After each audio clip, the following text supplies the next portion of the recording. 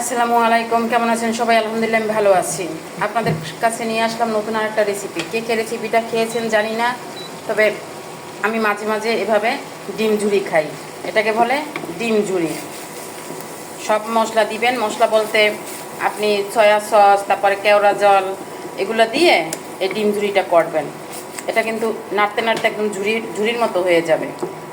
একদম ঝুরা, এক কথা ঝুরি না। ঝুরি বলতে আবার মনে করবেন যে কাপড় চুপড়ে ঝুলিয়ে রেখে আছে। এই যে দেখেন, আমার বান্ধবী আর এক দিকে দিল মিনি আকাম বাজাইয়া, আর কই নড়ে নিয়ে পারলাম না। যাই হোক, ওই দেখেন সুট করে কেমন, দেখেন পানির সাথে বল দিয়ে রেখে।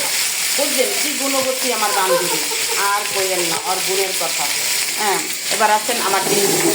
এই যে ডিম ঝুড়ি, এভাবে ডিম ঝুড়াটা করবেন, অসাধারণ লাগবে খেতে। একদিন খেয়ে দেখবেন।